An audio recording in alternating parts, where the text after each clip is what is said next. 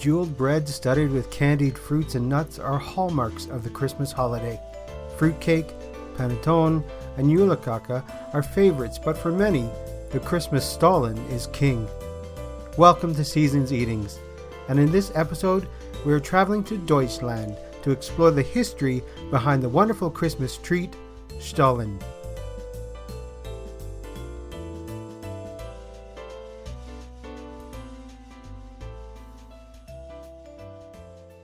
Christmas Stollen, known in Germany as Christstollen, is a rich, dense, sweet bread filled with dried fruit, candied citrus peel, marzipan or almond paste, and nuts.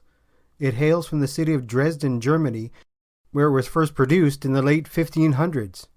Stollen is enjoyed throughout the year, but at the holidays it's loaded with more fruits and nuts, items that were historically only available through importation from Italy, and therefore very expensive.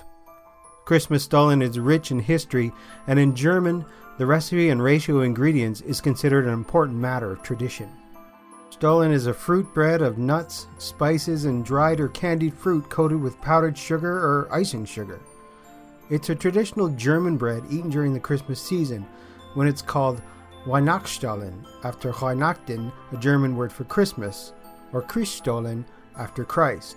Stollen are famously dusted with a thick coat of powdered sugar, reminiscent of the snowy German landscape, and baked with aromatic spices conveying the warmth of the Christmas season. The dessert is a cake-like fruit bread made with yeast, water, and flour, and usually with zest added to the dough. Orangeat, or candied orange peel, and candied citrus peel, raisin and almonds, and various spices such as cardamom and cinnamon are added. Candied fruit, also known as crystallized fruit or glassy fruit, has existed since the 14th century.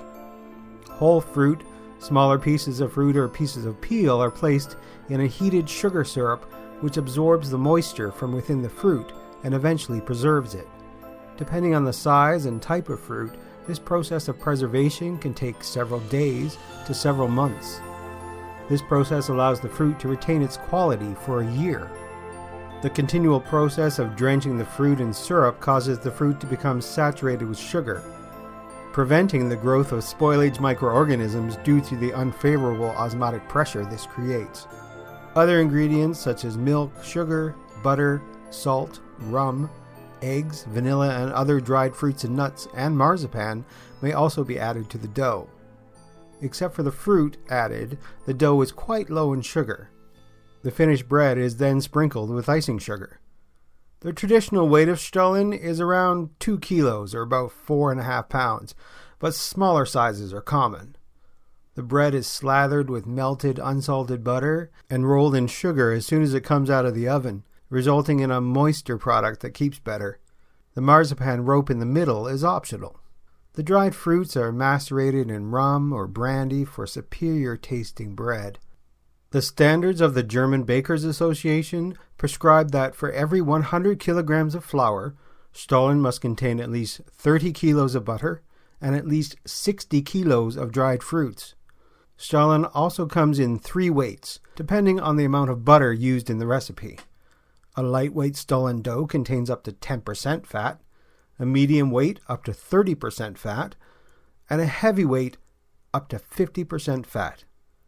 Due to its high content of fat and fruits, Stollen keeps fresh and, like fruitcake, can be stored for a long time. There are also many different varieties of Stollen. Each name describes its unique ingredients. Mandelsstollen is made with almonds. Marzipanstollen is made with at least 5% of its weight in marzipan. Mohnstollen has poppy seeds spread throughout the dough. Nussstollen has a dough filled with at least 20% by weight of hazelnuts or walnuts. And Quarkstollen contains quark or cottage cheese. If you didn't know, quark is a mild, creamy cheese which is unaged, so it doesn't have a strong flavor. Whatever your tastes, you can find the perfect Stollen for the holidays. And of course, the most popular Stollen is the Dresden Stollen. Dresden Stollen was first mentioned in an official document in 1474, and a Dresdner Stollen remains notable and available, amongst other places, at the Dresden Christmas market, the Striezelmarkt, Dresden Stollen is produced in the city of Dresden and distinguished by a special seal depicting King Augustus II the Strong. This official Stollen is produced by only 150 Dresden bakers. While today's modern Stollen is filled with fruit and nuts and candied peel, early Stollen was different, with the ingredients being flour, oats, and water. As a Christmas bread, Stollen was baked for the first time at the Council of Trent in 1545, and was made with flour, yeast, oil, and water. The Advent season was a time of fasting, and bakers were not allowed to use butter, only oil, and the cake was tasteless and hard. In the 15th century, in medieval Saxony in central Germany north of Bavaria and south of Brandenburg, the Prince Elector Ernst and his brother Duke Albrecht decided to remedy this by writing to the Pope in Rome. The Saxon bakers needed to use butter, as oil in Saxony was expensive and hard to come by, and had to be made from turnips. Pope Nicholas V in 1450 denied the first appeal. 5 popes died before finally, in 1490, Pope Innocent VIII sent a letter, known as the Butter Letter, to the prince. This granted the use of butter without having to pay a fine, but only for the Prince Elector and his family and household. And here is his response in translation. Since we have taken cognizance of your case, that in your domains and realms no oil trees thrive, that ye have neither sufficient oil, and the little ye have doth stink and doth cost much, or the oil which ye have is made from turnips, which is loathsome to people and doth them ill, whereby many have fallen into diverse sicknesses. As such, we are well disposed to accept your request, and decree by papal authority, by the power of this letter, that ye, your wives, sons, daughters, and all your obedient servants may freely and reasonably partake of butter instead of oil without incurring any penalty. The Pope was clever and put a condition in the letter stating that others could use butter for cooking. But whenever butter was used, a donation had to be made to help with the cost of constructing the Freiburg Cathedral. Augustus II, the Strong, was the Elector of Saxony, King of Poland and Grand Duke of Lithuania. The king loved pomp, luxury, splendor, and feast. He was kind of like the Germanic version of Louis the Sun King of France, who lost his head in the Revolution. In 1730, King Gus wanted to impress his subjects, ordering the Bakers' Guild of Dresden to make a giant 1.7-ton Stollen, big enough for everyone to have a portion to eat. There were over 24,000 guests taking part in a legendary amusement festivity known as a Zeithainer Lustlager. For this special occasion, the court architect built a massive Stollen oven. This imposing brickwork had been prepared by around 100 people in 1 week's work, before the Stollen was baked for 6 hours. 8 horses then pulled it in a solemn convoy at the king's table. This was also when the famous knife was designed. The Stollen knife with which the giant Stollen was cut was about 1.6 meters long and had been specifically designed and made for this festival.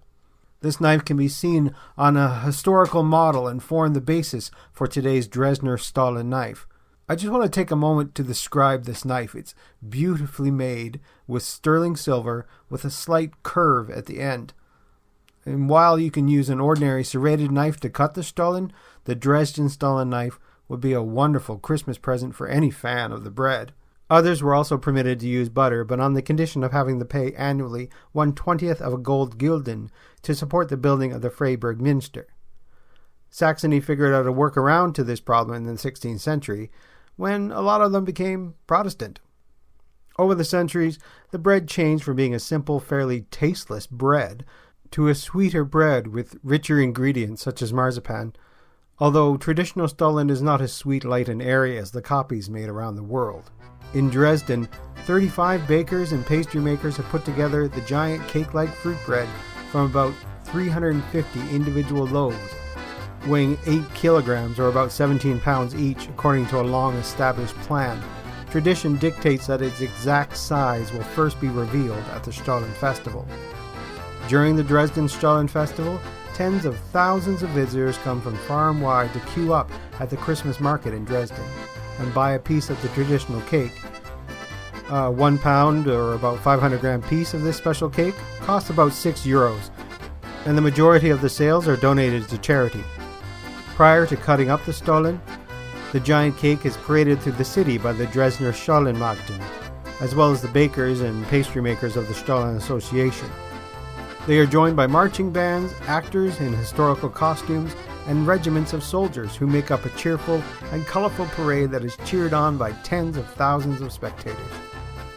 Dresden's bakers and pastry chefs are already in the Guinness Book of World Records for having baked the largest Stollen in 2000. The Dresden Giant Stollen weighed 4.2 tons, or over 9,000 pounds. The longest Christmas Stollen measured over 72 meters long, over 230 feet, and was achieved by the Lidl Company at Haarlem Railway Station in the Netherlands on 10th of December 2010.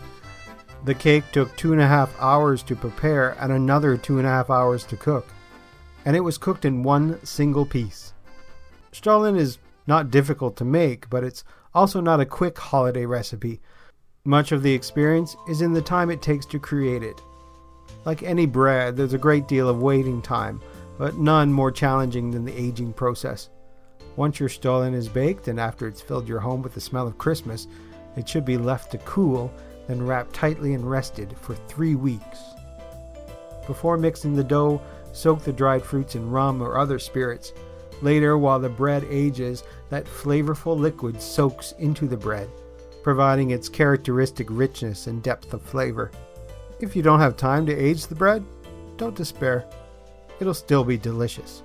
Next year, you can add it to your after Thanksgiving tradition, and your Stollen will be ready just in time to unwrap with your other Christmas gifts. Thank you for joining me on this episode of Seasons Eatings. I first want to say that I'm not a native speaker of German, so I hope I didn't butcher the pronunciations of the German too much. If you want to learn more about your favorite Christmas foods, I would love it if you could subscribe to the podcast. You can find Seasons Eatings on Spotify, Apple Podcast, or wherever you download your favorite podcasts. You can also follow Seasoned Eatings on Facebook. Just go to facebook.com/Seasons Eatings Podcast. And when you're there, if you could like and follow the page, you can get updates for upcoming episodes and other great events. I also want to give thanks to Brian Earl of the Christmas Past podcast. He was one of my inspirations to start this little podcast thing. And to Tim Babb of Can't Wait for Christmas podcast. Both podcasts, plus many others, can be found on the Christmas Podcast Network. Go have a listen at christmaspodcastnetwork.com. All music in this episode has been retained copyright by the original owners and is used under the Creative Commons license.